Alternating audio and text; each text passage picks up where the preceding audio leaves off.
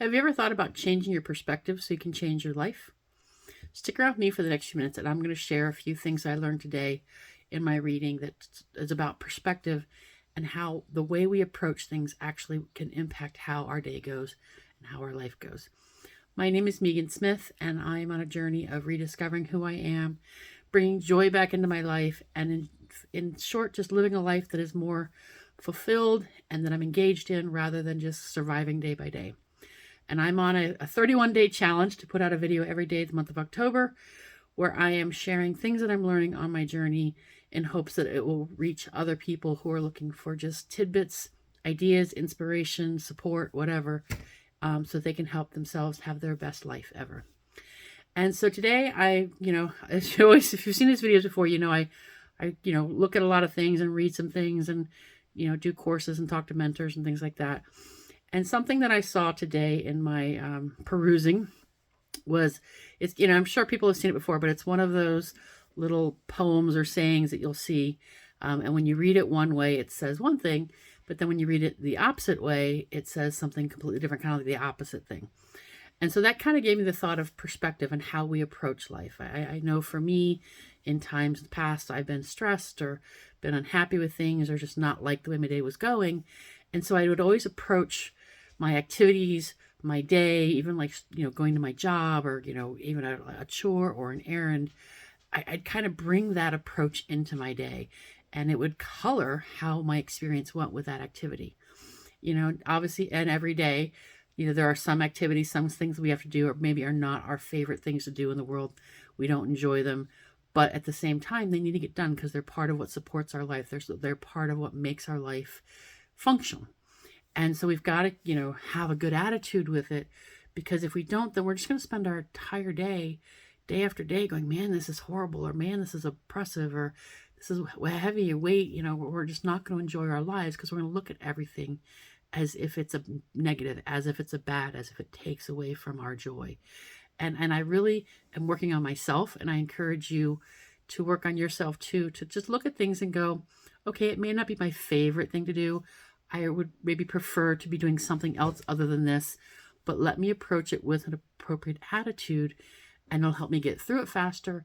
I'll get it done. I may not procrastinate on it, and I'll feel better because I actually, got something off my to-do list. I actually took care of what I had to do. Now there's more time to enjoy something maybe I would prefer to do instead of that errand or activity or chore, whatever you want to call it. So I'm going to read this little saying to you, and you've probably seen it before. I'm not sure if I've seen this one in this quite version before, but I'm going to read it first the way that it's presented. Now, this is usually a graphic. Obviously, this is a video, so I'm not going to have the graphic to show you. But this is usually, it's just a graphic that someone puts out, and then I'm going to read it backwards as it indicates at the end. So here's what it says. It says, laziness kills ambition, anger kills wisdom, fear kills dreams, jealousy kills peace, which, if you think about each of those statements, they're all true. But at the bottom of this graphic, it says, now read that right to left. It says, ambition kills laziness, wisdom kills anger, dreams kills fear, and peace kills jealousy. And that is so true. That I've experienced that in my own life.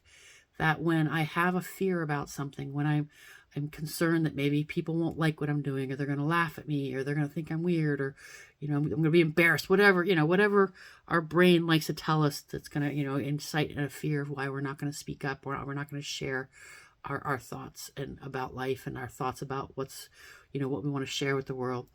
That when we have dreams around it, when it's attached to something that gives us purpose, when it's attached to something that inspires us, those dreams, if we feed those dreams, that will actually starve the fear. I've heard it said many, many times that what you focus on is what gets fed. So when we're focusing on our fears, when we're focusing on our anger, our disappointment, when we're focusing on the things that we don't like, the things that don't give us joy, the things that don't, that make us feel uncomfortable or whatever, and we focus on the negative aspect of that, we're going to keep fostering our brain to look at everything through that lens of unpleasant behavior, unpleasant action, unpleasant, actions and things that we do, because that is what we're focusing on. We're focusing on the negative part. But when we focus on what we're trying to get to, when we focus on our dreams, when we focus on, the goodness in the world, the goodness that we want to see, having a, a stable life, having a life that you can enjoy, having the time to go enjoy doing, activities that are more fun to you than maybe chores. So think of it as, let's say you need to clean your house, you need to do your house chores. And, and I'm one that's guilty of this. I mean, sometimes I'm like, you know what? I'd rather go out with my friends. I'm not going to go clean the bathroom today, or I'm not going to clean up the kitchen. I'll do that later. I'll take care of it later. And then the whole time I'm out doing that activity, I'm kind of like, yeah, I really probably should have cleaned that bathroom or cleaned the house or whatever the case may be, because I didn't take care of my obligation for the day. And then when I came home from whatever that activity was, I came home to a messy kitchen. It wasn't a pleasant place to come home to because I still had something that I had to do. Versus days, if I get up and I do my chores and I take care of those things that make supporting life better, they're not always pleasant. I'm not one of those people who enjoys cleaning. I know there are people who do get a lot of satisfaction from it. I'm not one of those. So for me, it does feel more like a chore. So what I have learned is if I focus on what my life experience will be once I've completed this chore. So I've cleaned my kitchen up every night. I've, made sure the bathroom is clean. I've vacuumed and I've swept, or, whatever the case may be. I've straightened up at night before I go to bed or before I go, leave for something.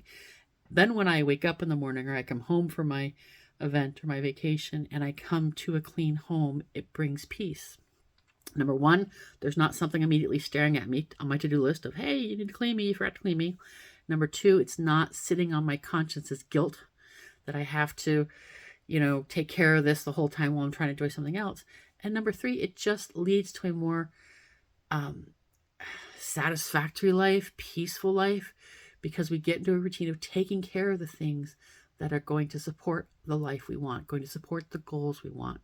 So I encourage you that, when you come up against things that maybe are unpleasant in your life, whether, you struggle with maybe being anger or being angry or being lazy or, jealous or having fears about things that you're doing, look at the converse side of that. What is it that is going to get you over that? What is it you see beyond that? What is the goal beyond that feeling, that emotion? And we all have emotions, and we definitely need to, when they come up, acknowledge them and let them go.